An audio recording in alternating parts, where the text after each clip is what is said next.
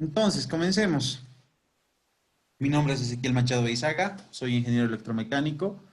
Eh, Básicamente, en el tema de termografía existe una norma llamada la ISO 18436, parte 7, la cual permite certificar al personal y habilitarlo para lo que es realizar recolección, diagnóstico, procedimientos, límites y algunas otras mejoras en base a lo que se puede estudiar dentro de la termografía.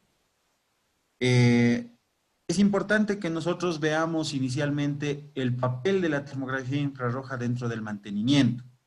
¿En qué sentido?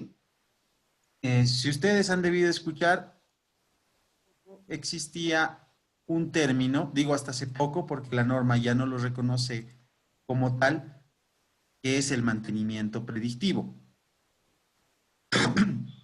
El mantenimiento predictivo como tal se basaba en la aplicación de técnicas para, en base a la recolección de sintomatología de cada máquina, poder llegar a definir un estado de operación, el cual nos permita trazar una curva de tendencia y adelantarnos de alguna manera a una falla catastrófica, detectar una falla de manera temprana y poder optimizar los paros de mantenimiento y algunas otras consideraciones que se dan en el trayecto. Entonces, digo, ya no existe el mantenimiento predictivo como término porque ha generado muchas confusiones entre lo que es el área de operación, el área financiera, el área de mantenimiento y demás, ya que cuando se hablaba de un ingeniero de mantenimiento de predictivo, de un plan de mantenimiento predictivo, la gente pensaba de que se tenía alguna forma de predecir alguna falla y de identificar el tiempo en el cual iba a ocurrir este.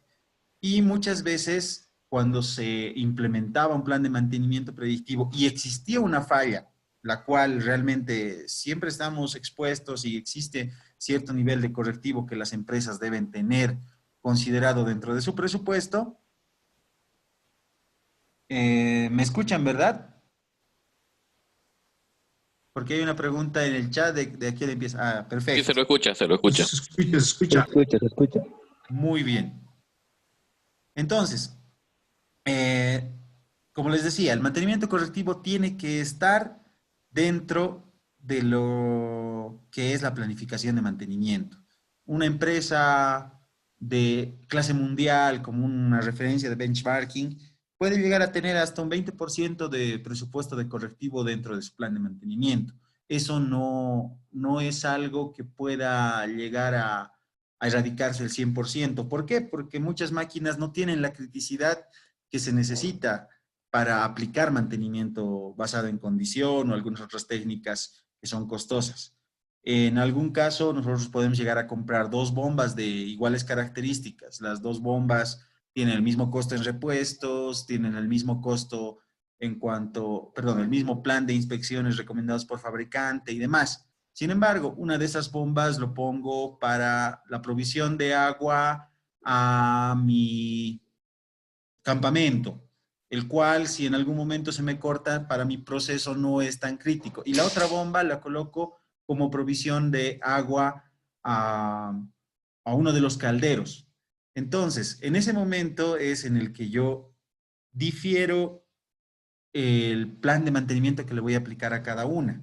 No le aplicaré la misma cantidad de inspecciones a una bomba que a la otra. Tal vez a alguna optaré por ponerle algunos sensores adicionales y demás. En cambio, a la otra podré yo tener un stock de repuestos de rodamientos para llegar a un correctivo aceptable y demás detalles. No significa que no la voy a intervenir o le voy a dar seguimiento, pero por criticidad, la bomba que he puesto en el proceso es aquella a la que le voy a yo dar un poco más de atención dentro del mantenimiento. Entonces, lo que les decía del mantenimiento predictivo se va en este sentido. Yo llegaba a tener una falla en esta segunda bomba que está en el proceso y muchas veces era cuestión de operación o de la parte financiera, pero si tenemos un mantenimiento predictivo y por qué no hemos predicho esta falla y demás. Entonces, el término como tal genera confusiones. o generaba confusiones. Es por ello que la nueva norma IS 60300, me confirman que se escucha, algunos me indican que no se escucha el audio, tal vez es algo privado, algo puntual.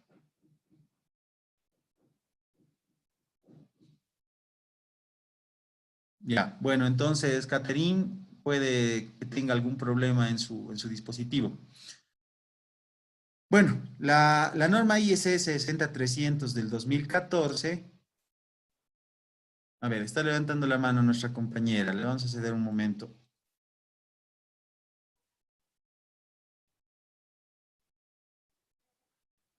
No tiene habilitado el micrófono, Catherine, es porque debe tener algún problema de audio. Todo está bien. Abduscan.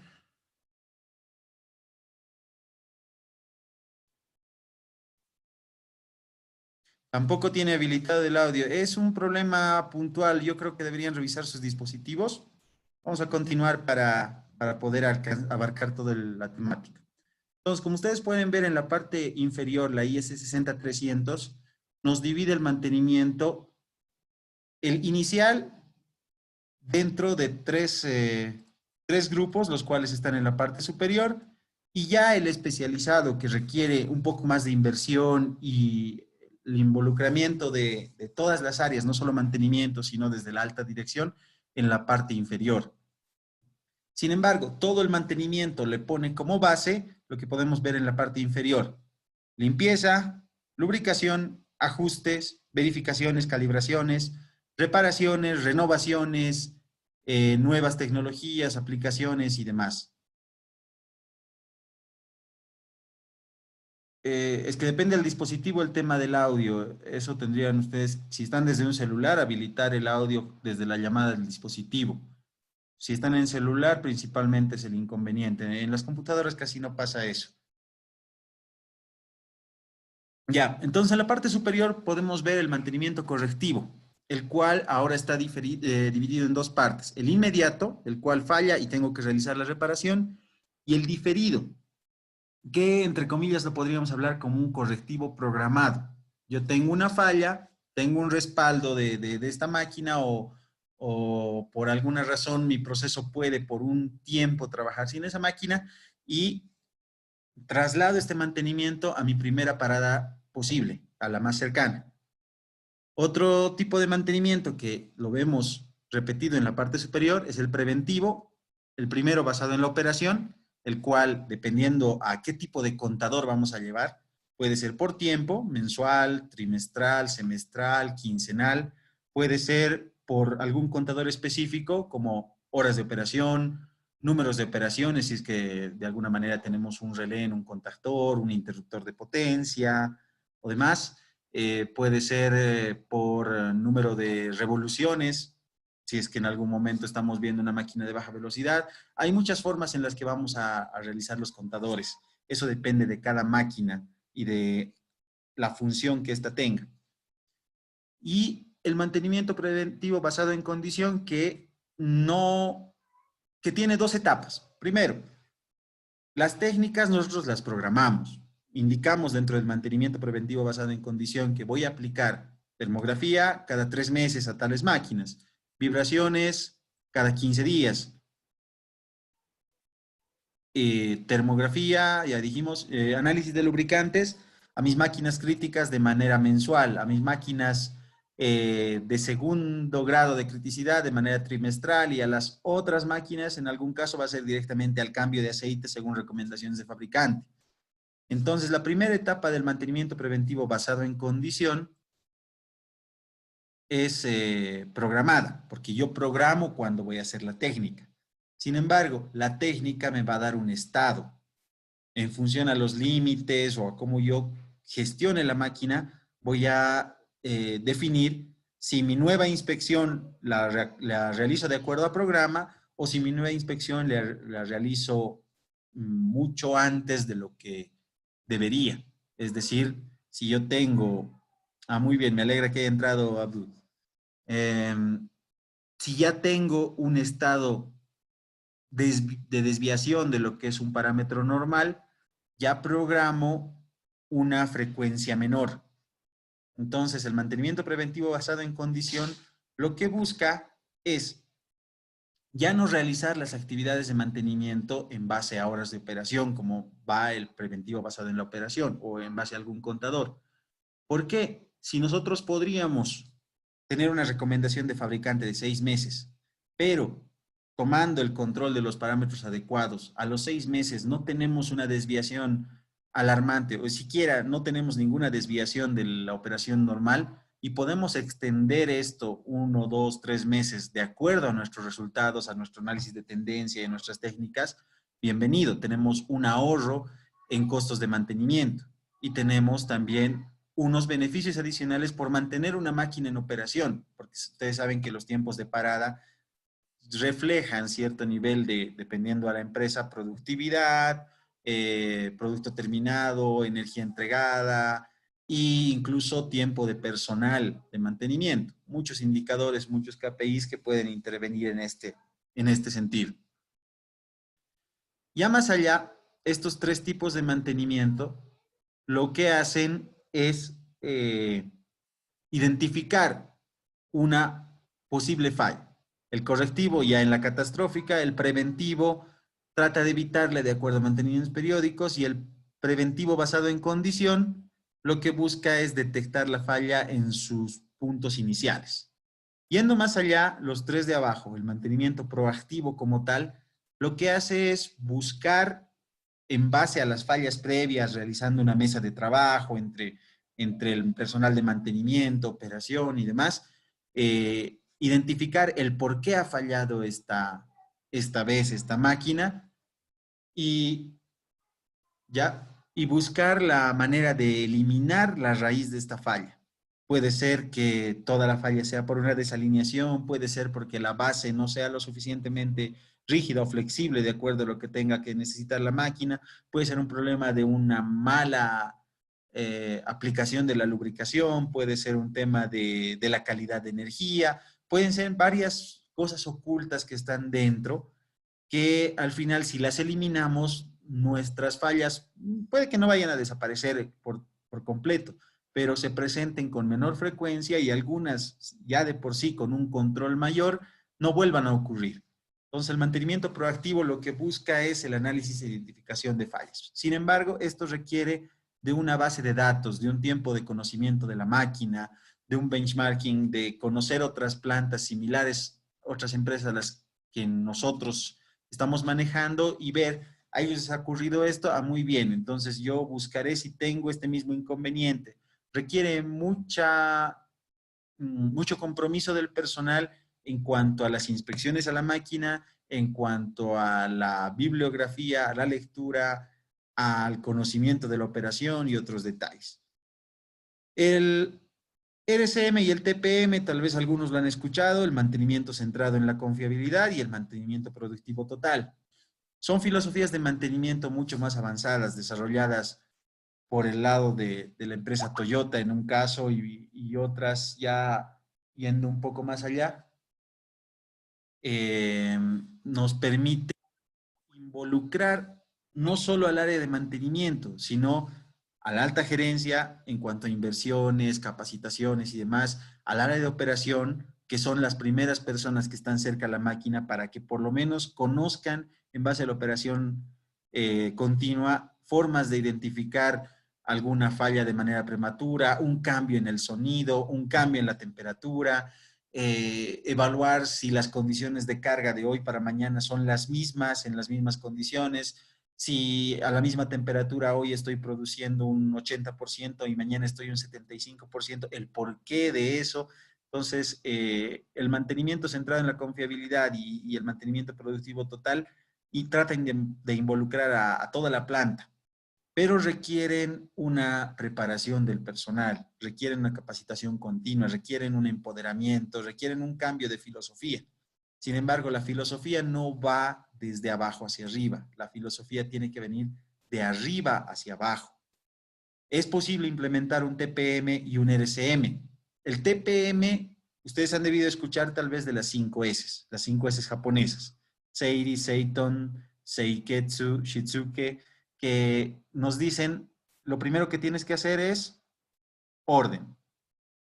Ver qué de todo lo que está, empecemos desde tu escritorio o tu área de trabajo, qué de aquí realmente lo tengo yo solamente por conservarlo, porque me parece bonito, porque solo hay en esta planta, porque algún día lo voy a leer, y qué realmente lo voy a aplicar. Entonces te dice, tú agarra lo que necesitas y solamente consérvalo cerca. El resto, elimínalo o pon niveles. Pon, en este cajón pongo lo que uso de manera diaria, tal vez mi libro de Sharkus, y mi calculadora, es un decir.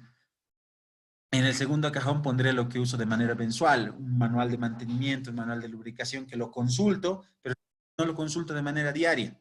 Y en el tercer nivel yo pondré algún documento de respaldo de la máquina, como un certificado del fabricante o algo así, algo que solo voy a utilizar cuando me lo soliciten.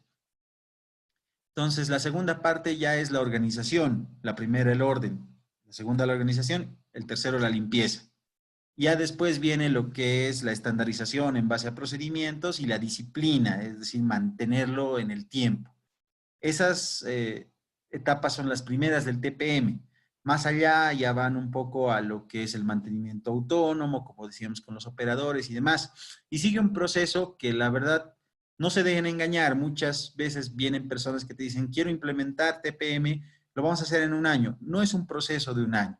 Y no es un proceso que funcione si no está la cabeza metida en esto. Si alguno de ustedes quiere implementar TPM, puede revisarlo, que es un plan de mediano plazo, de 3 años a 5 años. Pero una vez que lo implementen y si tienen el compromiso de arriba y si todos ustedes lo pueden llegar a documentar en procedimientos, en instructivos y demás, como tal vez alguno ha escuchado en la ISO 9001, la norma de calidad que te pide que todo esté documentado, llega a ser.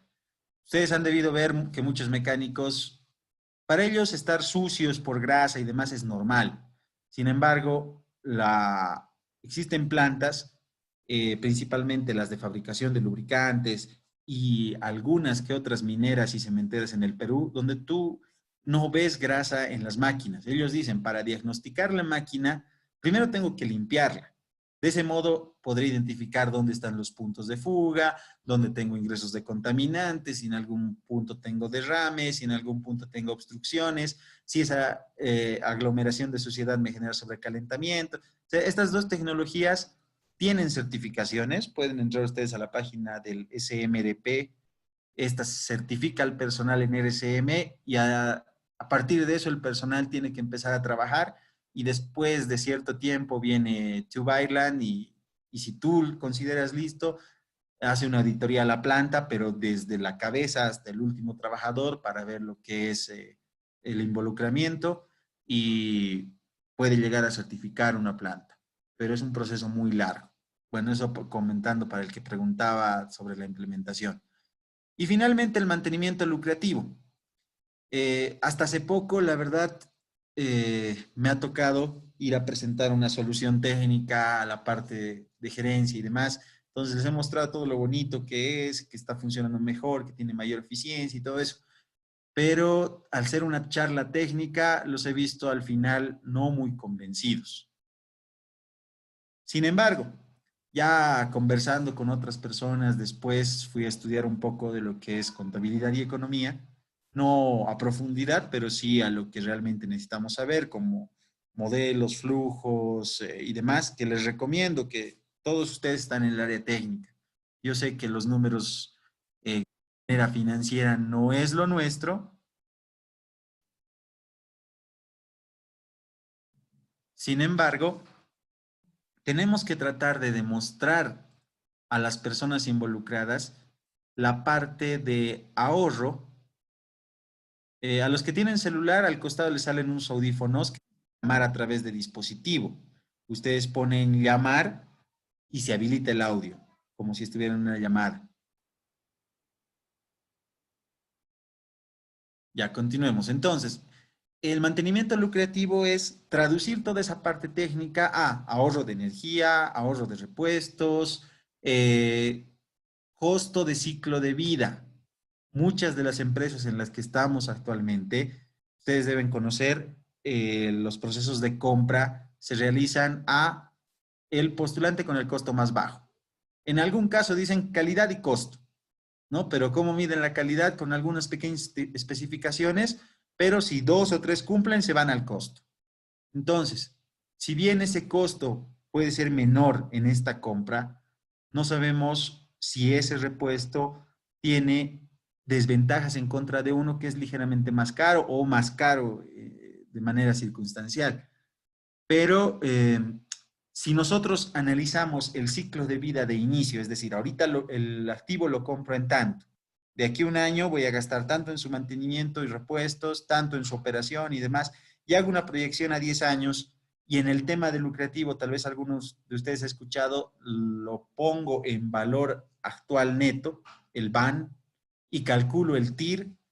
Bueno, estoy dando un paso hacia el mantenimiento lucrativo para demostrar a la gerencia de por qué en esta ocasión yo debería utilizar este servicio, este repuesto o este activo que es ligeramente más caro, pero en toda su vida va a ser mucho más económico que el otro activo. Entonces, el mantenimiento lucrativo trata de que el personal ya dentro de involucrado en el mantenimiento de una máquina conozca aspectos de economía, de finanzas y de contabilidad hasta el punto que le involucre.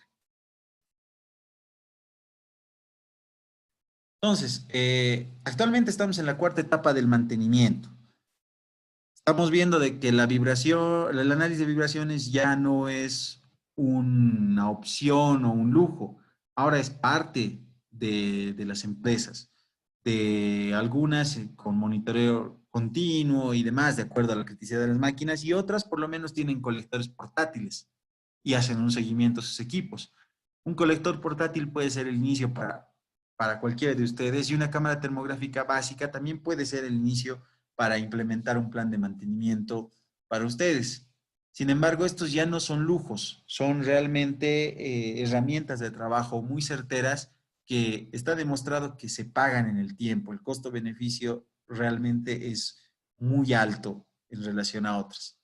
Pero más allá aún con este tema del COVID y viendo lo que ya se venía hace tiempo con la creación de nubes y demás, la industria 4.0 es la revolución. Y si alguno ha escuchado de lo que es el Big Data, no es manejar nuestra información en servidores, sino es gestionar nuestro proceso de manera remota. De alguna manera ya existen universidades que te dan el Big Data como maestría o como un posgrado.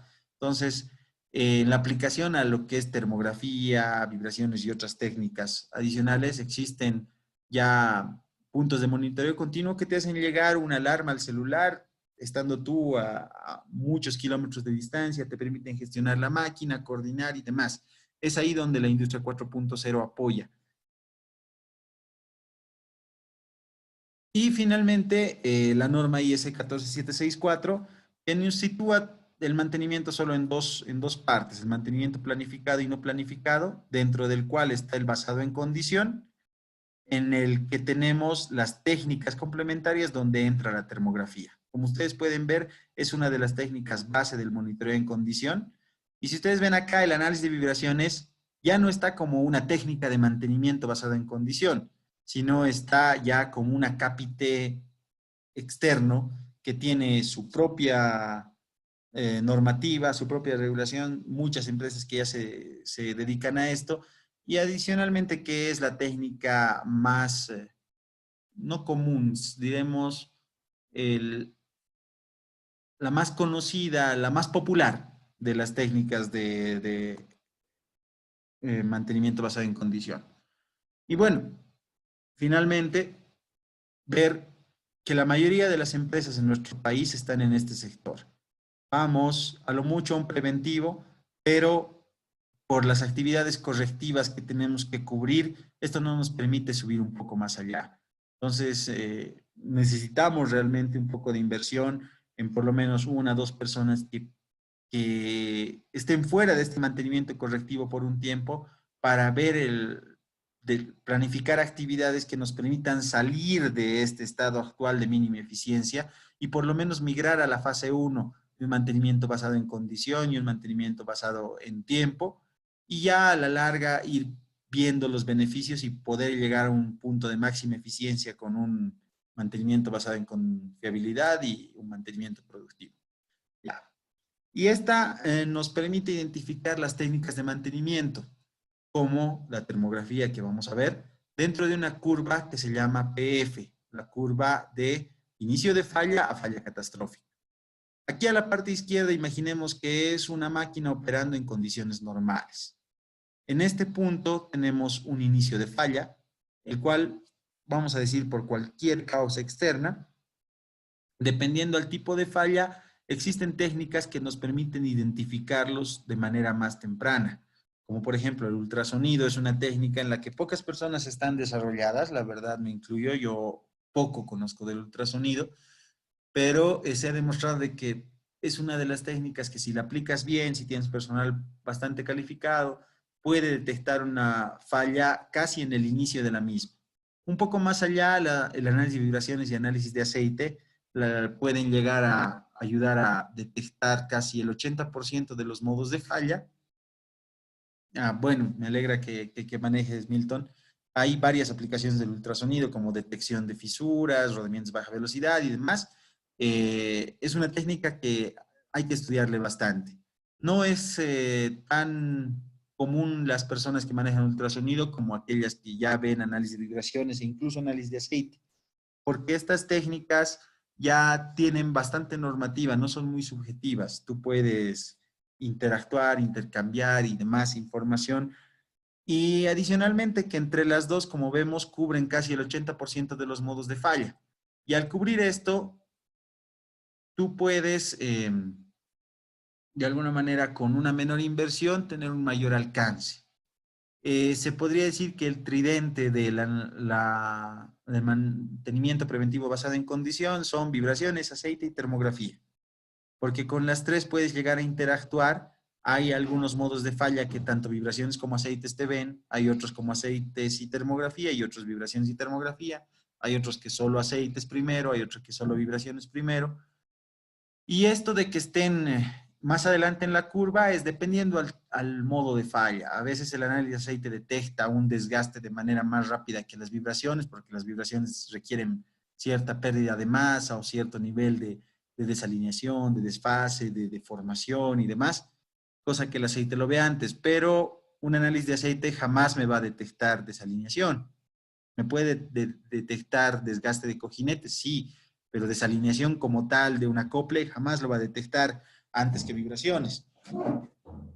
Pero si ustedes ven, lo que ven estas técnicas son síntomas, no ven causa de falla, ven consecuencias. Y más adelante aún está, más o menos por este punto, la termografía. Si ustedes pueden ver acá dice un punto de calentamiento al tocar. ¿Y qué es lo que hace la termografía? La termografía lo que nos permite ver es la emisión térmica de una máquina. Nos permite ver ya un síntoma de sobrecalentamiento existente o no mediante el control de la emisión térmica, y eso ya es una consecuencia. Si nosotros ya tenemos un sobrecalentamiento, es que estamos en un nivel de falla avanzada. Y bueno, lo que tendríamos que empezar ahí es un seguimiento en base a nuestro plan de mantenimiento antes de caer en la zona de falla catastrófica. Ahora, lo que les decía del mantenimiento predictivo se refleja bastante bien acá. Muchas veces ustedes, si detectan una falla en este punto, ninguna técnica te va a decir se llega a falla catastrófica en exactamente 14 días, 5 horas y 16 segundos. Pero se buscaba eso. Entonces, lo que nosotros podemos ver es con qué frecuencia vamos a implementar una técnica en base a una vez que ya se ha detectado la falla. ¿Es necesario intervenir ahora? ¿En qué punto de la curva nos encontramos? Todo eso depende de un análisis de la máquina, de que ustedes conozcan cómo opera. Y bueno, en ese sentido, la termografía tiene su norma. Ya les había mencionado inicialmente que la 18436.7 permite certificar al personal, pero esta certificación tiene requisitos. Para certificarse como nivel 1, que es uno de los 3 niveles que existen, ustedes deben tener por lo menos una experiencia trabajando cerca de alguien de termografía o con tecnologías de termografía por al menos 6 meses. Una vez que certifican el nivel 1, para pasar a nivel 2, necesitan por lo menos 12 meses de práctica trabajando como nivel 1 y posteriormente de 2 a 3 lo mismo, 12 meses de práctica trabajando de nivel 2 a 3, ¿no? Y los niveles de responsabilidad son distintos. El nivel 1 básicamente lo que hace es recolectar imágenes, poder definir límites y demás, pero no puede certificar informes porque eso lo hace un nivel 2. Un nivel 2 ya prepara una ruta, certifica informes, puede realizar programación, pero ya el nivel 1 maneja una cámara, puede programar, puede realizar algunos detalles en campo. Y el nivel 3 escribe procedimientos, puede participar en calibración de cámaras termográficas, elabora rutas, hace análisis un poco más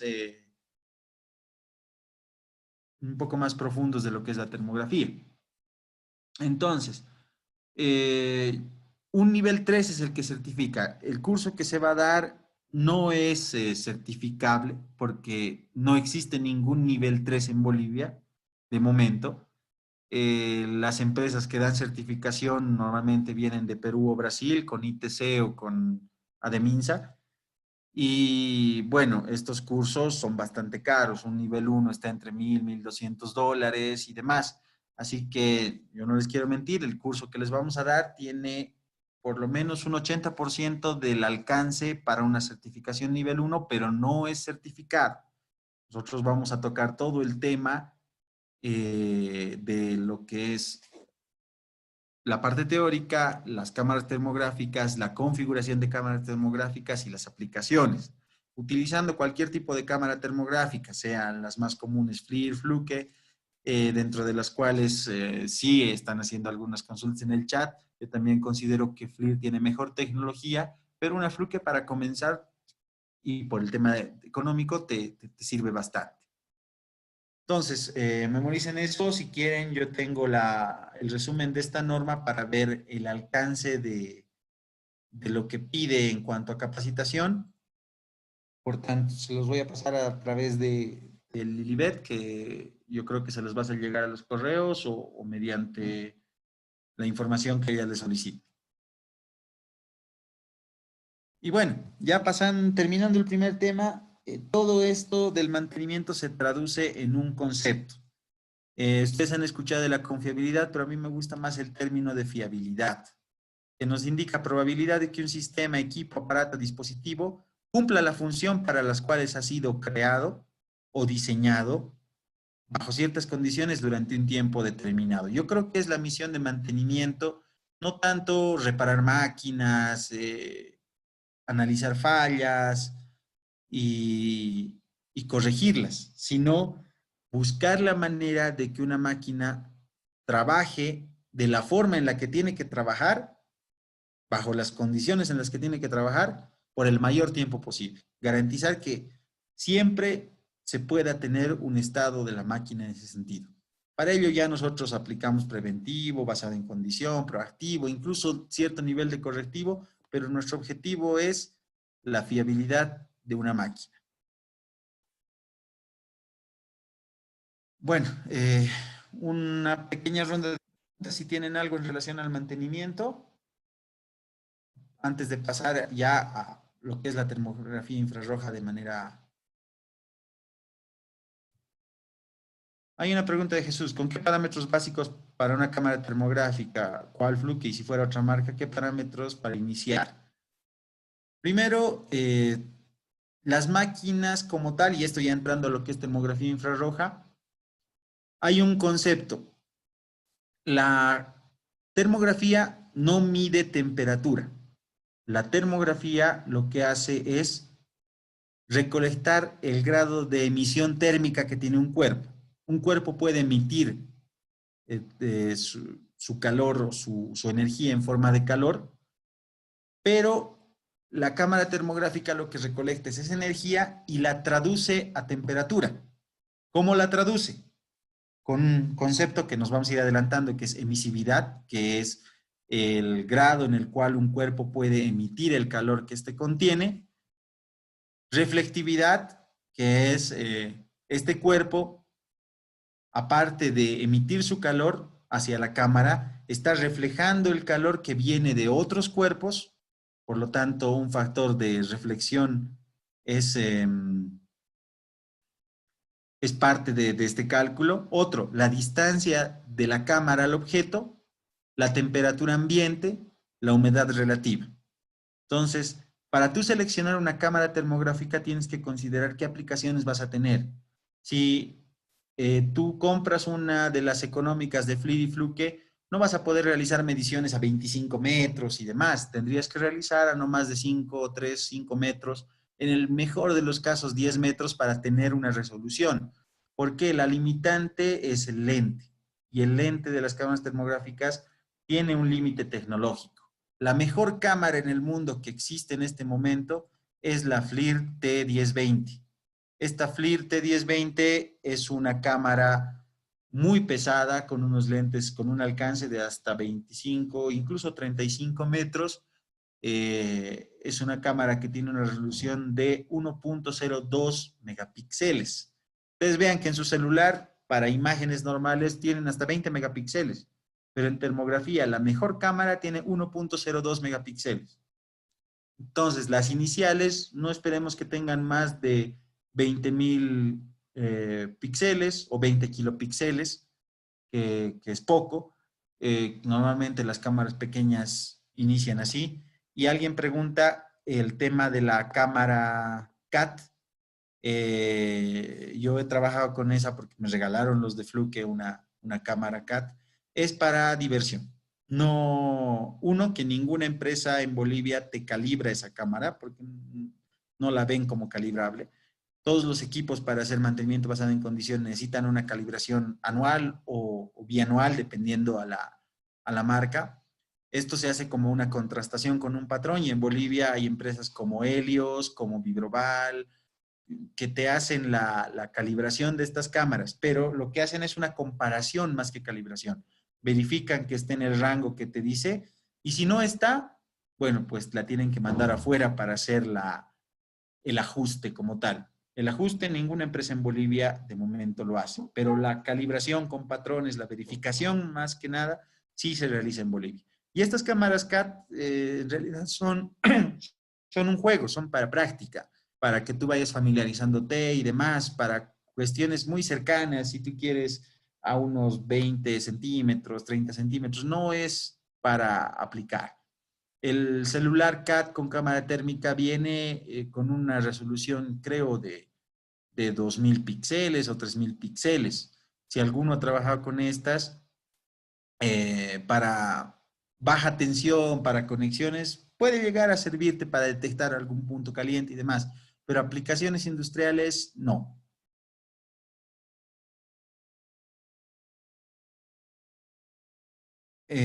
No he revisado las cámaras UNI-T para el tema del control del COVID-19, pero en realidad no, estas no controlan más que una posible fiebre. Todas aquellas, inclusive los pirómetros láser que te puedan detectar una temperatura, sirven para un control de fiebre como tal. Entonces, si cumple los parámetros y demás, bueno. Para mantenimiento, ¿cuál cámara recomendaría? Eso depende de la aplicación, de cuál vas a realizar. Por ejemplo, en estructuras eléctricas de gran altura, se podría utilizar una FLIR P660, T660 o demás, porque la relación entre el peso y la resolución es buena. Una cámara de menor resolución no te va a permitir ver nada, porque las cámaras tienen un alcance, pero una cámara T1020 también va a ser pesada, no la vas a poder subir a las estructuras y demás. Entonces, para sistemas de baja tensión pueden utilizar una FLIR 10 o una i30 o una Fluke TI-25. Son suficientes para sistemas de baja tensión. Ahora, lo de aplicaciones vamos a verlo después. Continuemos, ¿ya? Para que entren y veamos un poco más rápido esta parte. Preguntémonos qué tanto sabemos de termografía. La termografía como tal tiene un campo teórico muy amplio, el cual ustedes tienen que conocer para poder diagnosticar de mejor manera. Lo primero es la teoría de infrarrojos, es decir, la aplicación de la termografía tiene un campo limitado de acuerdo a los rayos infrarrojos. Nosotros tenemos un campo de visión, hay otro campo que ustedes conocen, el campo ultravioleta, ustedes conocen los campos de los rayos X, de las microondas, y dentro de eso hay un pequeño margen que es los infrarrojos, lo vamos a ver después. Ver qué es la termografía, que no es medición de temperatura, es medición de emisión térmica y de acuerdo a algunos parámetros se calcula la temperatura, por eso, si ustedes la calculan mal, si lo programan mal, van a hacer un mal cálculo y van a obtener en algunos casos una falla que no existe y en algunos casos no van a detectar una falla que realmente existe. Conducción, convección y radiación, que tiene que ver con transferencia de calor, mecanismos de transferencia de calor que nos permiten diagnosticar de mejor manera los puntos de temperatura o de emisión térmica, el espectro electromagnético, donde nos estamos manejando, el sistema infrarrojo ya en el manejo de cámaras y demás, la energía emitida, transmitida y reflejada, que tiene que ver con cuerpos negros, con cuerpos perfectos y con cuerpos grises, que son los cuerpos, no vamos a decir imperfectos, pero no son cuerpos negros. Resolución óptica, esto ya para darles un patrón de lo que es la configuración de las cámaras termográficas y demás. Y la cámara termográfica como tal. En el tema de cámara termográfica vemos el tema de posibles daños, parámetros del lente y demás. A ver, un momento, Jeremías ha levantado la mano, le vamos a dar un momento el micrófono, pero por alguna razón no me deja darle.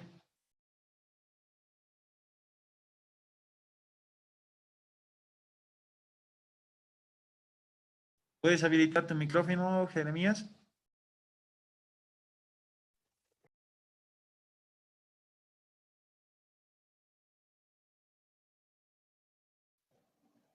Ya, bueno, entonces avancemos. Creo que, si no, escribe tu pregunta en el chat, por favor. Entonces, dentro de lo que es la termografía, vemos un poco de historia de que esto ha sido más un descubrimiento accidental. Cuando el físico inglés Herschel estaba buscando un lente para un telescopio, él vio de que al hacer pasar luz por uno de estos cristales, la luz se descomponía en varios colores, los 7 colores del arco iris, como un prisma. Pero al sentir en la mano de que cada color tenía. Si pueden escribir, por favor, sus preguntas en el chat para no interrumpir. Jesús y Jeremías. Al sentir de que la temperatura en cada color era distinta, él empezó a colocar termómetros en cada uno y vio de que la diferencia en los colores permitía diferentes temperaturas. Por tanto, empezó a investigar un poco más esto. A los que quieren ir más adentro, esta misma persona es la que descubrió el planeta Urano. Por tanto, como les decía, era más un astrónomo que por accidente descubrió la termografía.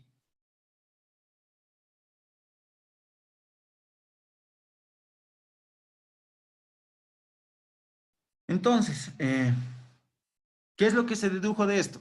Cualquier cuerpo que tenga una temperatura mayor al cero absoluto, que es menos 273.15 grados, emite radiación infrarroja. Esta radiación infrarroja es invisible al ojo humano, salvo que sobrepase los 655 grados centígrados. Si pasa esa temperatura recién se vuelve visible. Es por ello que al inicio de la termografía no estaba tanto aplicada al mantenimiento, sino se desarrolló para evitar los accidentes en las personas. Muchas veces cuando inició el tema de la industria, se tenía superficies calientes que el operador o el personal de trabajo no las podía identificar y al tocarlas sufrían graves daños y demás. Es por ello que se empezó a determinar, a realizar esta técnica para el tema de seguridad como tal. Ya posteriormente se empezó a darle aplicaciones técnicas. Entonces, ¿qué es una cámara termográfica? Es aquel dispositivo que me permite traducir esta emisión térmica dentro de una imagen y graduar cada punto de emisión térmica de acuerdo a su intensidad en un código de colores. Existen cámaras termográficas que me dan escala de grises, existen cámaras termográficas para seguridad que hacen eso en la oscuridad, existen en las cámaras convencionales paletas que me dan colores del arco iris o me dan degradaciones del color del hierro o me dan degradaciones por colores básicos. Después respondemos a la pregunta. ¿Y de qué depende esto? Uno, depende de las superficies. La emisividad es un factor o una propiedad del material. Cada material, de acuerdo a su rugosidad, a su acabado superficial, a su estructura y demás, tiene una emisividad diferente.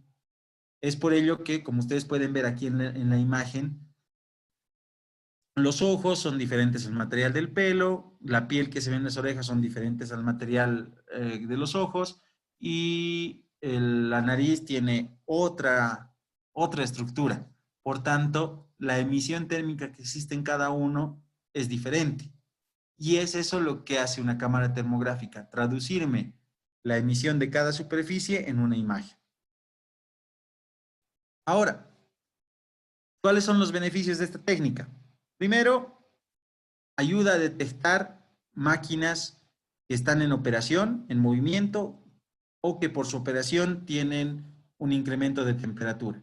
Eso, como habíamos dicho, era su aplicación inicial.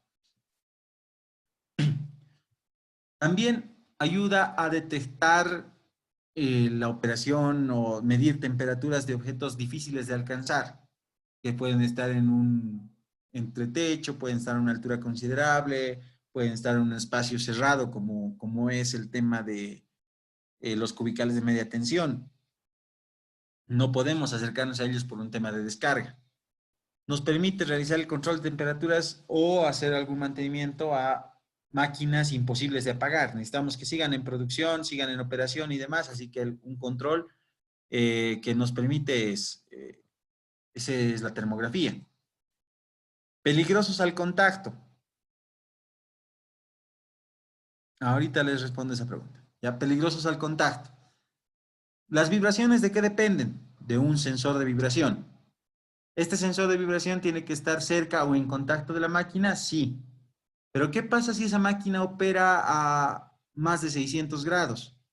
Entonces, ningún sensor de vibración me va a aguantar esa temperatura o no voy a tener la capacidad de yo acercarme a poner un sensor salvo que sea uno permanente. Entonces, en este caso, la termografía es una mejor opción porque es segura para la persona que la está realizando. Esto puede ser perjudicial para una máquina, para un sensor, para la persona. Entonces, el último punto nos dice donde el contacto puede dañar, contaminar o cambiar su temperatura. Entonces, la termografía en este sentido se considera una técnica ventajosa para este tipo de aplicaciones. Ahora, lo que les había dicho es ver la diferencia entre calor y temperatura. El calor es una forma de energía emitida por un cuerpo. Un cuerpo emite su calor de acuerdo a la energía contenida. Y cómo nosotros podemos ver la calidad de energía de un cuerpo por su temperatura. Si yo tengo dos cuerpos iguales, dos barras metálicas, una tiene 60 grados centígrados y la otra 40 grados centígrados de temperatura, el de 60 grados se dice que tiene mayor calidad de energía. ¿Por qué? Si ustedes recuerdan las leyes de la termodinámica, la segunda ley nos indica de que la energía o el calor fluye de un punto de mayor temperatura a uno de menor temperatura. hasta que alcancen la estabilidad térmica. Entonces, el de 60 grados permitirá mayor flujo de calor hacia un punto de menor temperatura que el de 40. Entonces, no es lo mismo calor que temperatura. Y es ahí donde tenemos que empezar a diferenciar la termografía. La termografía nos mide la energía emitida en forma de calor y nos permite calcular la temperatura.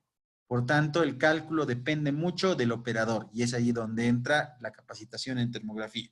Nos permite reducir los errores para calcular la temperatura y poder diagnosticar de mejor manera, porque no diagnosticamos a partir del calor, diagnosticamos a partir de la temperatura. Entonces, en la temperatura tenemos varias escalas para medirlas. Las principales son los grados centígrados en el sistema métrico o en el sistema internacional y los grados Fahrenheit en el sistema americano. Tenemos adicionalmente el Kelvin, que nos mide temperatura absoluta, que se utiliza para los cálculos de radiación, para los cálculos de químicos asociados a lo que es la química molecular y demás, que son también de bastante utilidad. Y los grados Rankine, que como referencia es algo similar a los Kelvin, pero en el sistema americano. Entonces, como habíamos dicho, el calor es una forma de energía en la que se presenta la emisión de un cuerpo. Cuando un objeto cambia su temperatura es porque esta energía o está siendo recibida de otro cuerpo de mayor temperatura o la estamos emitiendo a un cuerpo de menor temperatura. Entonces, la temperatura nos permite ver cuánto calor se transfiere de un cuerpo hacia otro o de un cuerpo o de otro cuerpo hacia este cuerpo. Es importante pensar que el calor es una cantidad de energía, por tanto se la mide en BTUs, en kilojulios, en calorías, en kilocalorías y demás, ¿no? Sin embargo, la temperatura tiene otro tipo de medición, que es una medición en grados. Y para ello entramos a los conceptos básicos que necesitamos conocer para la termografía, que es transferencia de calor. La transferencia de calor, según lo que habíamos dicho por la segunda ley de la termodinámica, nos indica que el calor fluye de un cuerpo caliente a un cuerpo frío, o de un cuerpo de mayor temperatura a un cuerpo de menor temperatura, hasta que se encuentre el equilibrio. Y ese es el principio que ve la termografía infrarroja. Mediante la radiación térmica que nos emiten los cuerpos, el lente permite capturar la emisión de cada cuerpo, sea cual sea su temperatura, de acuerdo al rango de la cámara. Entonces, existen tres mecanismos de transferencia de calor. Conducción, el cual se realiza a través de un cuerpo sólido, depende de las propiedades del cuerpo. La convección, que se da en fluidos líquidos o gaseosos, que depende del flujo, de la temperatura, de la viscosidad y de otros parámetros del fluido. Y la radiación. La radiación no depende del medio, no necesita un medio para ser transferida, solamente depende de la capacidad de emisión térmica del cuerpo. Es en este punto de radiación o radiación térmica que vamos a manejarnos más. Sin embargo, nosotros necesitamos conocer los otros dos mecanismos de transferencia de calor. ¿Por qué? Porque el tema de conducción nos va a ayudar en el diagnóstico. Tal vez a los que han trabajado con termografía ya ustedes han visto de que muchas veces si ustedes realizan una toma de manera directa de frente, como nuestro cuerpo está irradiando temperatura, tenemos temperatura reflejada en nuestro cuerpo. Y si es un cuerpo de mayor temperatura, como puede ser, no sé, una chimenea o algo, y yo apunto a un cuerpo que está en la dirección de la emisión de esa chimenea, yo voy a ver temperatura, principalmente en los metales o en superficies que reflejan. Pero si yo me muevo en alguna dirección, esto también se va a mover conmigo o va a desaparecer. Sin embargo, si es una falla que tiene un punto de calor en un punto considerado como por ejemplo este seccionador, por el tema de transferencia de calor por conducción en el sólido, el calor se va a distribuir hasta cierto punto dentro de ese cuerpo. Es ahí donde la conducción me permite diagnosticar si tengo un punto caliente o no. Este mecanismo de transferencia de calor depende de la conductividad del material, de la diferencia de temperaturas con el medio o con los otros cuerpos que están asociados y del área en el cual la energía es transferida. Un ejemplo de cambio de conductividad es este. Cuando agarramos una superficie caliente metálica con un paño, estamos cambiando la conductividad para que no tengamos un problema de sobrecalentamiento en las manos. Si agarramos directamente el metal, por la conductividad del metal, nos va a pasar mucho más rápido el calor. Sin embargo, tiene menor conductividad el trapo y por eso estamos, entre comillas, con una menor transferencia de calor. Y lo mismo en un vaso. A todos ustedes les gusta tomar café, así que si lo han tomado en alguna de las tiendas de café, siempre te dan un cartón para que tú puedas sujetar el vaso. Y en función a eso, a la conductividad viene la capacidad térmica. La capacidad térmica es la propiedad de un cuerpo que le permite almacenar energía. Entonces, ustedes han debido escuchar de la constante Cp, la cual, de acuerdo al material, nos permite calcular el calor para lo que es ebullición y demás. Hay un compañero que nos indica que se está acabando la batería de la laptop. Les van a mandar el video de la charla. Sería importante que puedan dejar su correo o algún detalle a Lilibet o directamente aquí en el chat y les va a hacer llegar para que ustedes puedan completar todo este detalle. Entonces, esa capacidad térmica del material nos dice de que no va a ser lo mismo medir termografía en un cuerpo de aluminio, como que en un cuerpo de hierro, como que en un cuerpo de cobre, en madera o en otros detalles, inclusive en la piel humana, porque cada cuerpo tiene una constante de capacidad térmica diferente. Y en este sentido, ¿qué voy a hacer yo si en una imagen térmica tengo varios materiales? Entonces, en ese sentido, lo que yo tendría que hacer es ver qué es lo que estoy buscando diagnosticar. Si en el punto tengo aluminio, madera, hierro, pero yo estoy queriendo ver el conector, entonces programaré la cámara termográfica con emisividad para el aluminio. Si bien el resto no me va a dar una temperatura adecuada, yo estoy buscando el aluminio, ¿correcto? Entonces, también, como ustedes pueden ver, esta parte de capacidad térmica y conducción nos ayuda en el diagnóstico. Aquí podemos ver, por ejemplo, ya algunas aplicaciones que dependen de lo que es la conducción. En el primero podemos ver los radiadores de un transformador eléctrico. Si ustedes ven, ya los radiadores de la parte externa están en un color que ya más adelante podremos decir que es de menor emisión térmica y por tanto menor temperatura.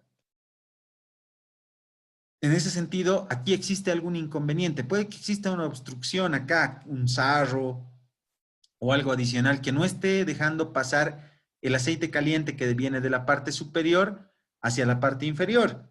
Entonces, es aquí donde la conducción me permite diagnosticar que aquí tengo una obstrucción y ver una manera de intervenir. ¿De acuerdo? O puede ser simplemente que aquí tengamos una válvula y esté cerrada. Eso ya depende de que ustedes conozcan el proceso. En este otro punto nos permite medir el volumen contenido en un recipiente. De acuerdo a la temperatura de cada uno, por conducción, como este líquido tiene una temperatura y está en contacto con el metal de la parte interna, va a transferir su calor por conducción a la parte externa. Y por tanto vamos a poder ver el nivel del fluido o de lo que esté contenido dentro de este recipiente aplicando termografía infrarroja. Entonces, nos permite de alguna manera con mayor certeza hacer un control de aquellos fluidos que nos permitan o de alguna manera sean difíciles o críticos si los perdemos. En este otro caso tenemos un circuito. Puede ser un circuito de vapor, de fluido, de agua caliente, de varias cosas. Y aquí estamos aplicando un principio que se llama la isoterma, que nos dice que un cierto rango de temperaturas yo lo voy a pintar de un solo color. Aquí han elegido que todo aquello que esté arriba de 240 grados esté en rojo. Tal vez lo que han buscado es determinar si esta válvula estaba cerrada o abierta. No podían acercarse. Y también determinar si esta otra válvula estaba cerrada o abierta, o si este filtro estaba obstruido. Entonces, con esto podemos ver de que sí esta válvula está cerrada, de que sí el filtro está obstruido y de que entre este punto no tenemos flujo de fluido. Tal vez así queremos que opere, tal vez no, pero esto ya nos permite control de procesos. La isoterma no siempre se pone a la parte superior, puedes poner perdón, a mí se me ocurre, digamos, entre 50 y 60 grados, porque esa temperatura yo veo la presencia de un producto dentro del ducto. Entonces, todo lo que esté entre 50 y 60 me lo va a pintar de un color. Normalmente la isoterma la usamos en verde, pero eso ya depende de cada cámara. ¿Ya? Ahora, estas son aplicaciones en el tema de conducción. Vamos a la siguiente, convección. La convección, a diferencia de la conducción, no se da en sólidos, sino en fluidos líquidos o gaseosos. Esta es mucho más difícil de calcular, la convectiva, porque depende de muchos factores, como son la velocidad de flujo, el sentido de flujo, la condición de superficie, la geometría y adicionalmente la viscosidad. ¿Por qué? Porque esta nos permite la interacción con el material. Entonces, ¿en qué nos podría afectar la convección? Algunos han debido escuchar de los hornos de cemento, de los hornos de secado y demás. Ahí tú tienes un flujo de gases calientes que pueden evitar que tú tengas un buen diagnóstico. Entonces, existen ya cámaras especializadas que solo te ven el flujo de gases, solo te permiten ver fugas, materiales y demás. Entonces, las aplicaciones y la selección de la cámara depende de qué es lo que tú quieres ver. ¿De acuerdo? Entonces, la convección tiene dos formas de presentarse. Convección natural, cuando ocurre simplemente por la diferencia de temperatura que provoca una diferencia de densidades. Y ustedes saben que si un cuerpo, perdón, un fluido es más denso que otro, este se va a la parte inferior por gravedad. Y el de menor densidad va a la parte superior. O el más caliente va a la parte superior. Y la convección forzada, que ya tiene que ver con una fuerza como un ventilador, como una bomba en un fluido hidráulico o en la acción del viento. ¿Y dónde nos afecta la convección? Nos afecta en los sistemas expuestos a justamente la convección forzada. Si ustedes pueden ver, en la parte inferior nos dice de que si medimos termografía en un ambiente sin viento, podemos llegar a tener una emisión térmica y una temperatura, por ejemplo, de 50. Para hacerlo más fácil, de 30. Si existe viento a 10 millas por hora, 16 kilómetros por hora, esa emisión térmica o ese delta T se puede reducir a la mitad. Es decir, yo voy a tener 15. Ya no es tan grave como 30, pero no es tan grave no porque no existe una falla, sino porque el viento me está refrigerando los componentes. Y si el viento sube un poco más a 15 millas por hora o lo que es 21 grados centígrados, nosotros podemos ya tener hasta un 2/3 de reducción del delta T. Es decir, mi delta T que inicialmente era 30 grados, ahora va a ser 10. Y eso me va a permitir ver de que, bueno, la falla no es tan alarmante, ¿no? Un 30 grados de diferencia contra un 10 grados de diferencia ya es mucho más considerable. Pero esto puede ser engañoso. Es por eso que se trata de buscar la menor convección forzada existente, principalmente en sistemas abiertos, el viento.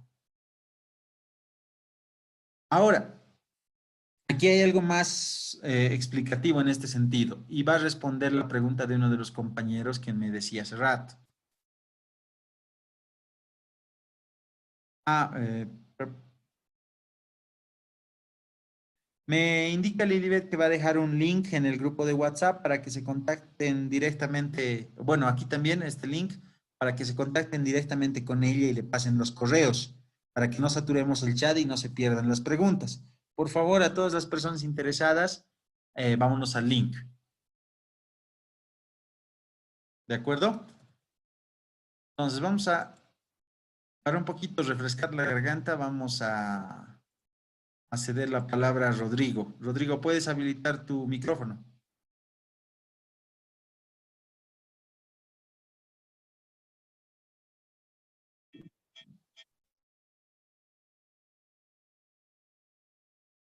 Bueno, nuevamente no lo habilita. Entonces, continuemos.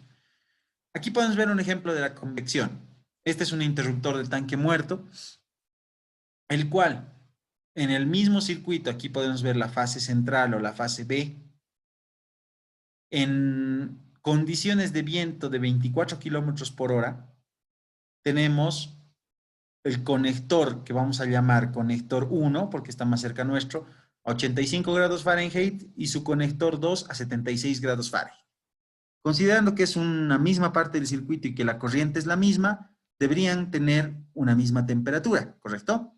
Sin embargo, por el tema de pérdidas eléctricas y demás, sí hay un rango tolerable. El rango tolerable para sistemas eléctricos es de 0 a 5 grados centígrados, estoy hablando, aquí estamos en Fahrenheit, eh, es tolerable.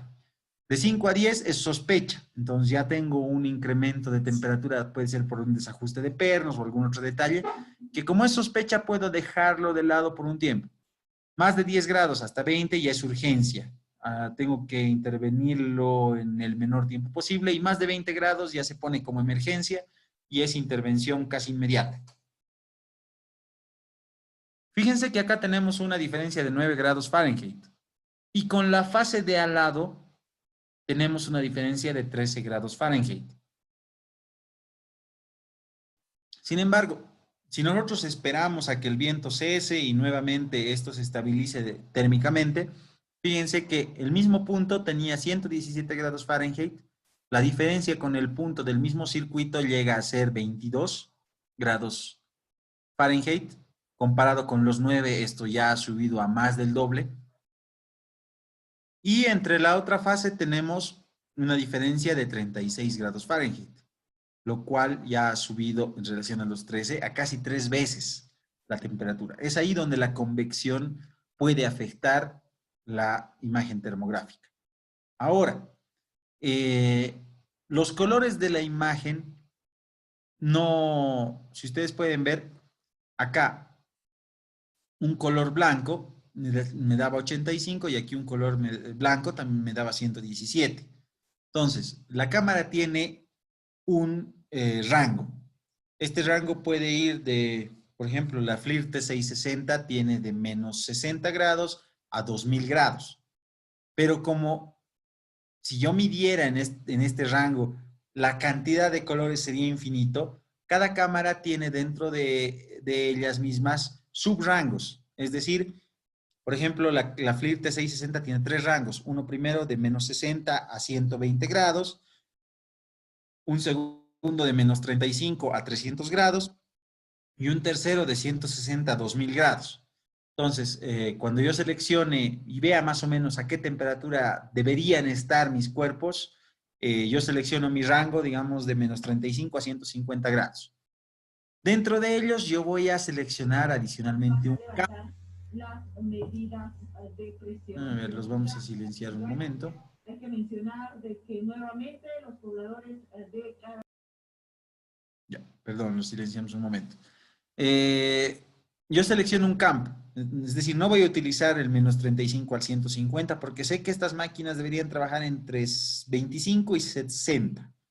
Entonces, yo pongo 25 a 60, selecciono ese mi campo de medición. Y si utilizo una paleta de colores del arco iris, obviamente los más oscuros, los que tienden a azul, van a ser los más fríos. Vamos a pasar por verde, amarillo, naranja, rojo y los blancos van a ser los más calientes. Pero cuando selecciono este campo de 35, perdón, de 25 a 70, mi azul estará por 25, 26, 27, mis rojos ya estarán cerca al 70 y más allá de lo que esté más arriba de 70 se va a ver en blanco. ¿Ya? Entonces, si yo selecciono otro campo, digamos de 0 a 100, mis azules van a estar por el 0, 1, 2, 3, 4, 5 y mis rojos estarán por el 90. Entonces, depende mucho del campo que yo seleccione el color. El azul no siempre me va a dar una temperatura de 25 o de 0. Va a depender del campo en el que yo mida. Si yo mido de 75 a 100, mi 75 va a ser azul. Pero en mi otro campo, mi 75 era rojo o blanco. Entonces, no es que el color va a ser una temperatura siempre sí o sí.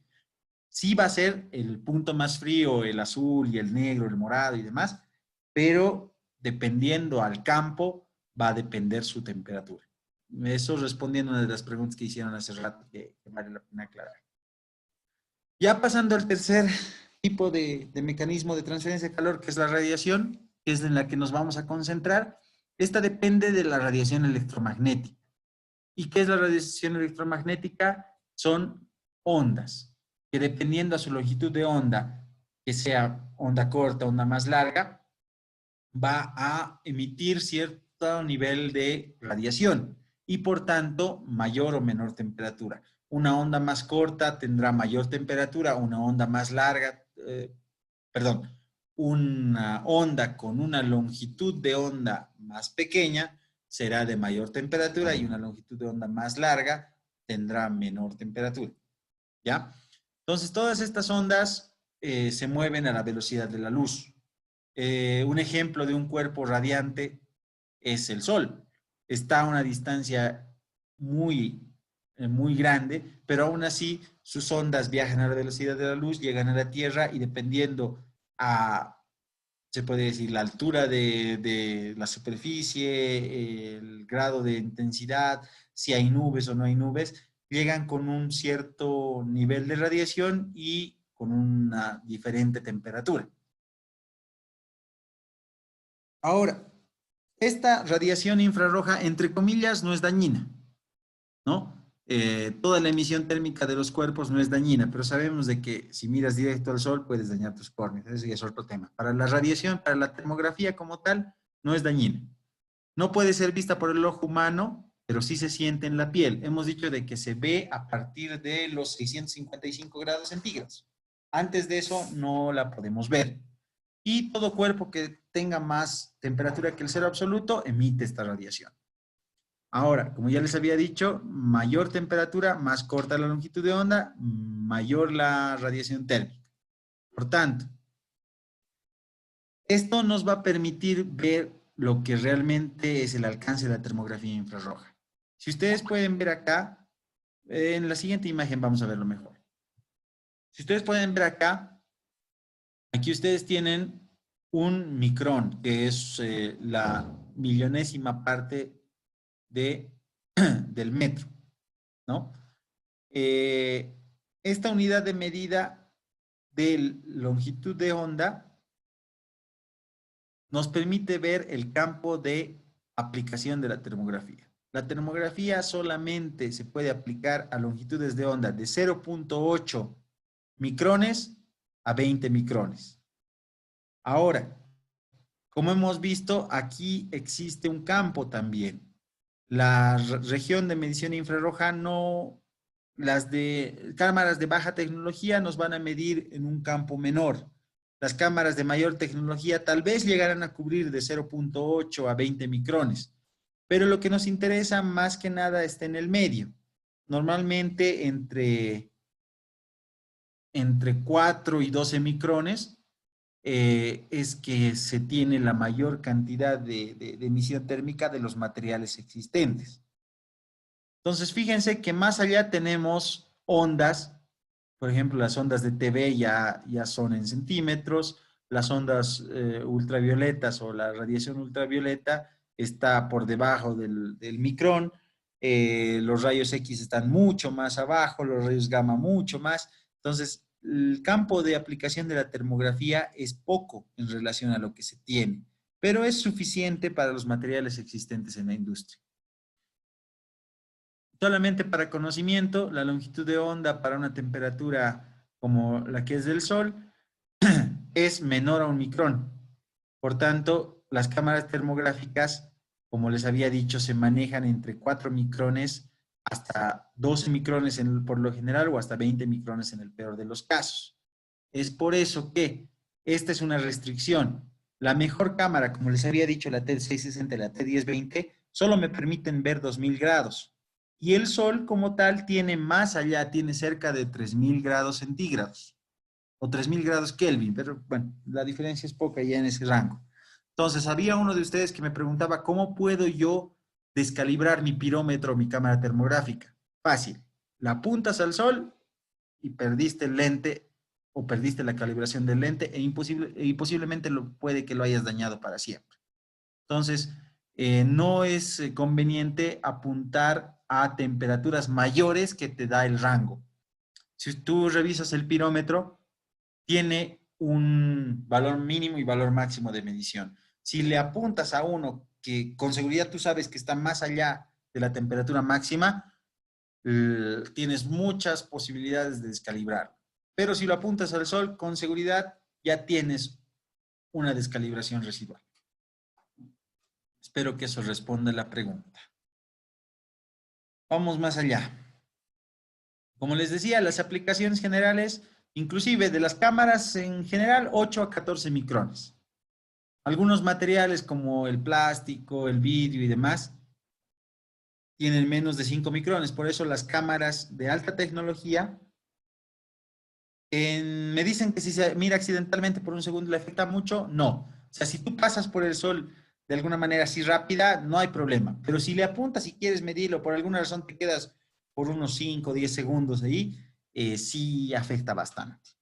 He conocido gente que ha tenido que trabajar toda su vida para pagar una cámara termográfica, pero ese es otro tema. Entonces, la mayor tecnología en las cámaras nos permite medir arriba de un micrón, pero las cámaras más económicas, estamos hablando económicas de unos 3.000 a 10.000 dólares, porque la T1020 y la T660 cuestan por arriba de los 40 a 60.000 dólares. Las convencionales miden entre 8 y 14 micrones y para aplicaciones generales son suficientes, la verdad. Pasemos. Ahora, ya hemos visto de que la convección y la conducción nos ayudan a diagnosticar. La radiación como tal es la que da el principio a la termografía infrarroja. No, si se mira por un segundo, así rápido, un paso, no afecta. Pero si de alguna manera tú tienes todo el lente ahí por varios segundos y no te la puede medir, se te va a quedar en blanco toda la imagen termográfica y posteriormente vas a tener inconvenientes. Ahora, T1020 dices que cuesta 85, depende. Si te contactas directamente con FLIR, puedes conseguirla hasta en 60. Emisividad, reflectividad y transmisividad. Todo cuerpo tiene con la radiación térmica estas tres propiedades. La reflectividad es la propiedad de un cuerpo de reflejar la energía que le llega. La transmisividad es de que pase esta energía a través de él sin que éste la absorba. Y la emisividad o absortividad, porque van de la mano, es lo mismo. La absortividad es la energía que el cuerpo absorbe y también esa misma energía la va a emitir. Entonces la absortividad y la emitividad son iguales. Es la capacidad de almacenamiento, de absorción de energía que tiene un cuerpo que posteriormente la va a emitir. Entonces, estas tres suman a uno. ¿Eso qué quiere decir? Que un cuerpo de un 100% de energía que le llegue, el porcentaje que le refleje, que transmita y que emita nunca va a ser superior a lo que le llega. Podrá reflejar un 20%, entonces la reflectividad es 0,2. Podrá transmitir un 10%, su transmisividad o su energía transmitida es 0,1 y su emisividad va a ser lo restante, un 70%. Y se va a ir jugando entre estas tres. Nuevamente, lo de las cámaras para celular tienen poco alcance. Para baja tensión les pueden servir, pero no es calibrable. Tampoco es bueno que nos basemos en eso. Realmente para demostrar algo, hablar con tus superiores y convencerles de comprar una cámara termográfica puede servir, pero para aplicación en mantenimiento no recomiendo. Entonces, eh, vamos a definir lo que es un cuerpo perfecto. El cuerpo perfecto es aquel que absorbe toda la energía que le llega. En este caso, no refleja nada, no transmite nada, por tanto su energía emitida sería el 100%. Y su emisividad sería 1. La emisividad es la característica que nos permite calcular la cantidad de energía emitida. La reflectividad, lo mismo con la reflejada, y la transmisividad con la transmitida. Vamos a hablar de posibles cuerpos perfectos.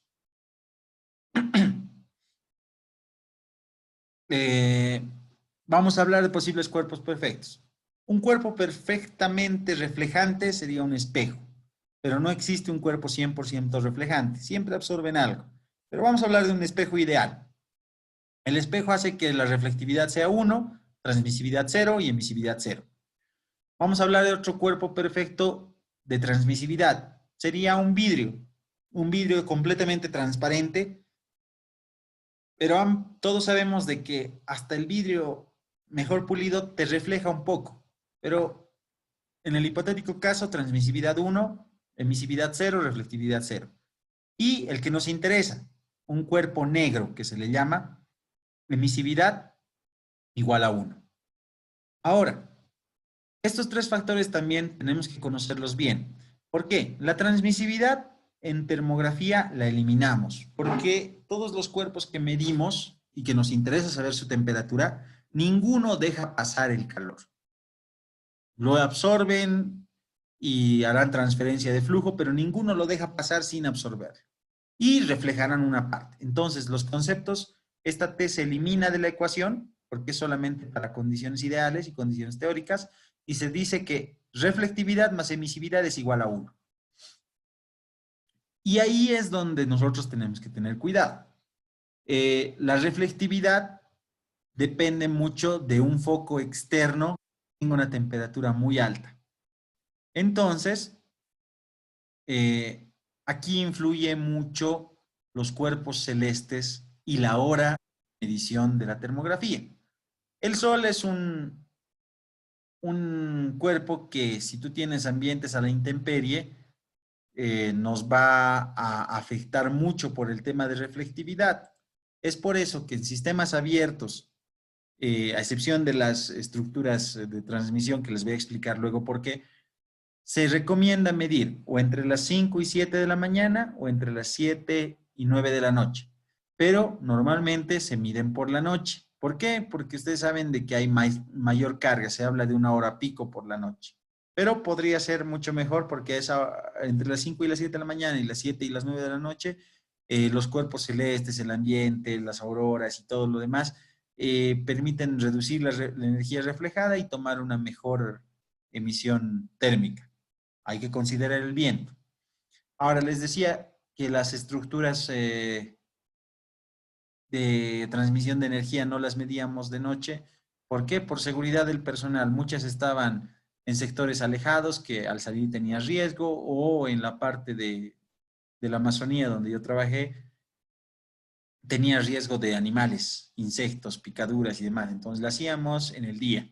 Pero para hacerlas, subíamos a las estructuras y las realizábamos en dirección de la estructura. Uno tratando de evitar el sol y otro tratando de acercarnos lo más posible, porque estas estructuras miden entre 25 hasta 50 metros de altura en el peor de los casos. Entonces, la emisividad, como ya habíamos definido, que es la propiedad que permite a un cuerpo absorber o emitir la energía, va de 0 a 1. Si un cuerpo tiene emisividad 0, es un reflector perfecto. Y si un cuerpo tiene una emisividad 1, es un cuerpo negro. Como habíamos dicho, hemos eliminado la transmisividad. Ahora, esto nos ayuda con un pequeño dato. Si yo quiero uniformizar mi termografía y de mejor manera adquirir la temperatura de un cuerpo, ¿qué hago? O le coloco una cinta aislante color negro, o lo pinto de negro, o lo pinto lo más oscuro posible. Pero tengamos cuidado, solamente para nuestro punto de control, porque le ha pasado a un compañero que fue despedido de una empresa porque un tubo de conducción al refaccionarlo lo pintó de negro, quedó hermoso el tubo, pero permitía mayor flujo de calor hacia el exterior, por tanto mayor consumo de gas para producir ese vapor que se tenía ahí y mayor incremento en el gasto. Entonces, el color negro como tal no es un síntoma de que el cuerpo sea negro, pero mejora la emisión de calor. Y aquí está en gráfica lo que hemos visto. Un cuerpo negro ideal absorbe toda la energía que le ingresa y la emite por completo. En cambio, un cuerpo real o un cuerpo gris, la energía que le ingresa, parte la refleja, parte la transmite, aunque lo vamos a eliminar este de acá, y parte la emite. Y bueno, ya llegando a la aplicación, ¿cómo consideraban los reflejos hacia la transmisión en las líneas de transmisión? Buena pregunta, ahorita la vamos a responder. Eh, la aplicación de la termografía en la industria como tal, aunque ya esto va a cambiar, va a la parte del sector eléctrico, con la detección de puntos calientes, con la detección de diferencias de temperatura, de diagnóstico de contactores, de circuitos y demás, en media, alta o baja tensión. Luego, la aplicación en motores para ver el tema de acoplamientos, desalineación en los acoplamientos, diagnóstico de rodamientos por puntos de temperatura, diagnóstico de ventiladores, bombas y todo lo que tenga cojinetes o apoyos también. Después, la aplicación en edificios. Puede ver con el tema estructural para ver alguna fatiga estructural o algún tema de diseño.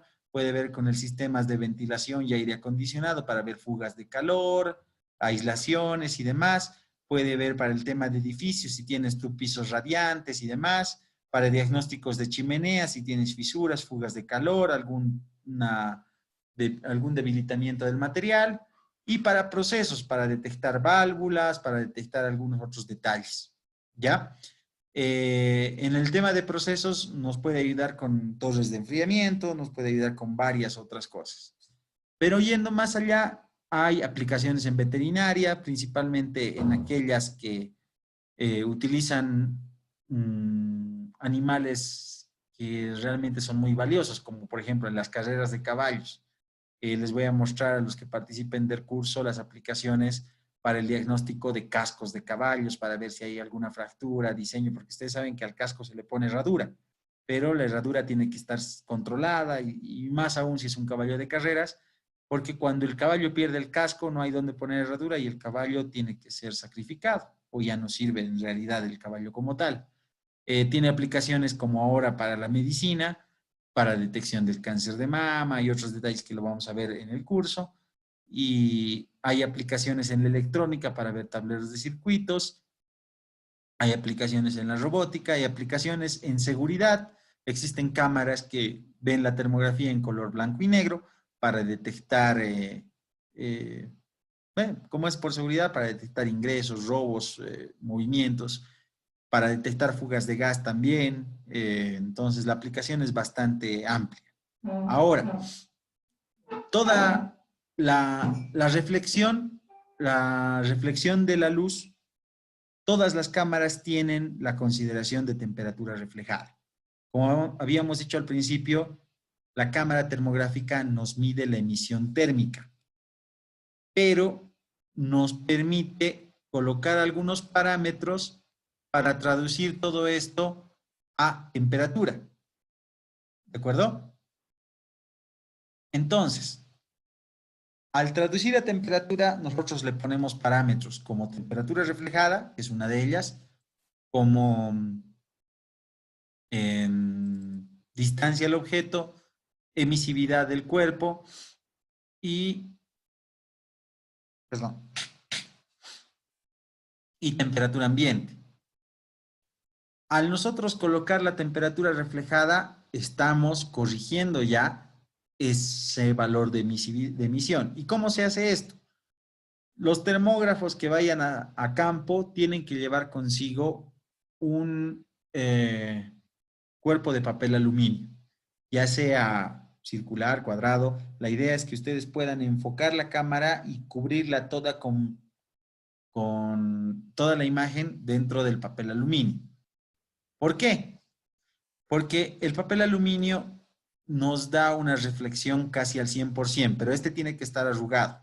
Tal vez alguno que ha participado de una toma termográfica ha podido ver que el analista de termografía lleva el papel aluminio y antes de realizar la toma de la imagen, apunta el papel aluminio con una emisividad de 1 y el valor que le dé de temperatura el papel aluminio es la temperatura reflejada en ese entorno. Entonces, si yo voy a medir en un cuarto, basta con que mida una sola vez la temperatura reflejada en un punto central. Pero si ya me voy a otro ambiente, tengo que volver a medir la temperatura reflejada en ese punto. Es por eso que necesitamos nosotros conocer la forma de medir esta temperatura reflejada y corregirla dentro de la cámara. Entonces, como hacía la pregunta de cómo considerábamos los reflejos, de esa manera. Y no solamente en líneas de transmisión, aún tú midas de noche y no midas de día, tienes que considerar la temperatura reflejada, porque no te olvides que los cuerpos celestes, que son los cuerpos como la luna, las estrellas y demás, tienen emisión térmica pura y pueden darte una temperatura reflejada mucho más baja que el sol, pero que te afecta al fin. ¿De acuerdo? Entonces, les voy a compartir una nueva pantalla para ir rápido en esto. Como ya les decía, las aplicaciones. ¿Me confirman que ven el PDF de Fluke? Por favor, por el chat, un sí, basta. Veo un punto. Sí, sí, sí, sí, muy bien. Pero antes me dicen, ¿de qué manera afecta el vidrio en comparación con el acrílico? Ambos te afectan porque te reflejan parte a la cámara. Muchas veces en sistemas de media tensión tienes un acrílico por delante. Si quieres medirlo bien, aunque hay un tema de seguridad, tienes que quitar el acrílico, pero alto. Si esta máquina realmente es crítica y tú tienes la posibilidad de hacer una inversión, existen visores IR. Esos visores IR se colocan en el acrílico, en la puerta o en cualquier otro sistema. Son distribuidos, si no me equivoco, por la línea FLIR principalmente. Creo que Vibroval tiene algunos de ellos. Tú no necesitas abrir, simplemente levantas la tapa del visor IR, pones ahí la cámara y es un cuerpo de transmisibilidad 100%. Esa tecnología existe, es muy aplicada principalmente para máquinas críticas, así que ahí no tendrías que preocuparte por acrílicos y demás. Si tu máquina es crítica, esa no es eso no es un gasto, es una inversión. Ya, entonces pasemos. Como ya les había mostrado, hay aplicaciones eléctricas, principalmente detección de puntos calientes y demás, circuitos, y que tras una evaluación nos pueden permitir inclusive ahorro de energía. El ahorro de energía puede llegar a pagar una cámara en menos de un año. Aplicaciones eléctricas, como por ejemplo torres de alta tensión, son medidas desde piso. Yo tengo los reportes que realizábamos, que se los voy a mostrar a los que participen del curso, ya medidas desde arriba, en el punto. Esto es una trampa de onda, lo que vemos a la parte derecha. Este es un motor de un ventilador, aplicaciones eléctricas, es un motor de un ventilador de transformador, un seccionador, puntos calientes y demás, que ya hemos visto al inicio. Como ya habíamos visto, seccionadores, bancos de capacitores, y control de motores, que serían los contactores y demás. Ustedes pueden ver que aquí utilizamos una paleta de escala del café. Hay cámaras que te permiten hacer escala de cualquier color, pero las comunes tienen Rainbow, que es arcoíris, Iron y escala de grises.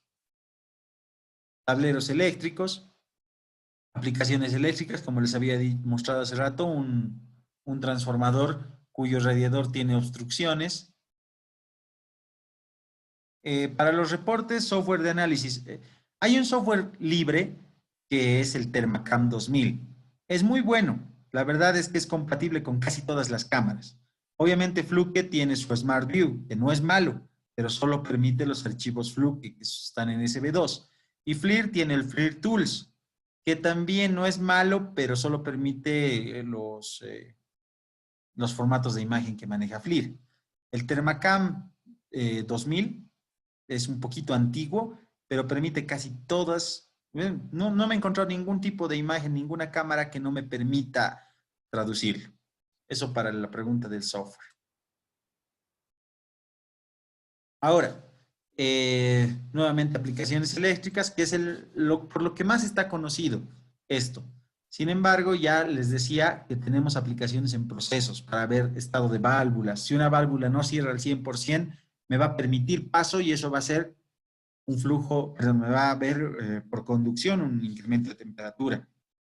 Si tengo trampas de vapor, si tengo circuitos encerrados, si tengo pérdidas de aislación, Por ejemplo, nos da que por la suciedad posiblemente exista una mayor degradación del aislante y tenemos mucha pérdida de temperatura. Por ejemplo, es un horno de secado de una cementera. Vemos de que este tiene bastante fuga de calor. ¿Y esa fuga de calor en qué se traduce? En pérdidas económicas porque tú necesitas utilizar más energía para calentar este. Entonces, es una pérdida de aislamiento. Acá, por ejemplo, ven ustedes una degradación del material. El material también puede reducir su espesor y al reducir su espesor incrementa el flujo de calor por conducción. Entonces nos permite diagnosticar medición de niveles de fluidos. Rodamientos, diagnóstico, cuál está sobrecalentando, no, si es que están visibles. Aplicaciones en procesos, por ejemplo, desalineamiento, calentamiento de ejes. Otro que ya les había dicho hace rato, pisos radiantes, fugas de calor, concentración de calor y degradación de materiales. Por ejemplo, acá no es un punto caliente como tal. Aquí sí es un punto caliente, pero acá es un debilitamiento del material. Aplicaciones en edificios para el tema de construcción. Si alguno de ustedes llegara a certificarse en nivel 2, puede trabajar con una constructora en el diseño de sistemas de aire acondicionado, certificar los sistemas de aire acondicionado, fugas en techos, por ejemplo, acá, para incrementar la calidad. Si ustedes van a los edificios de alto costo, tranquilamente una de estas soluciones es muy bien recibida si ustedes los firman con una certificación. Inspecciones en edificios para ver el tema de fugas de aire, humedad, debilitamiento. La humedad, por ejemplo, ahora se corrige inicialmente en la construcción con un poco de Zika, pero si tú quieres ver cómo está afectando la humedad a otras construcciones y vender la Zika, puedes ir con una cámara termográfica. Aplicaciones nuevamente en edificios y demás. Entonces, eh, espero que realmente con esto hayamos podido tener un pantallazo de lo que es el alcance del curso de termografía. Este curso estaba pensado para 1 hora y 20, pero hemos tardado 2 casi. Y bueno, sabemos de que esto tiene mucha teoría, de que van a tener que leer bastante los que se inscriban cada día y de que finalmente los que quieran y tengan interés van a incluso optar por una certificación nivel 1. El curso va a durar 4 días, 3 horas por día. Los primeros 2 días son netamente teóricos. El tercer día ya es configuración de la cámara y el último día tiene que ver con aplicaciones y casos prácticos y casos de estudio. Las empresas que vamos a también mostrarles, yo no soy partidario de ninguna empresa, yo no vendo cámaras, por eso yo voy a ser imparcial al recomendarles a Tritec, Helios y demás como soluciones.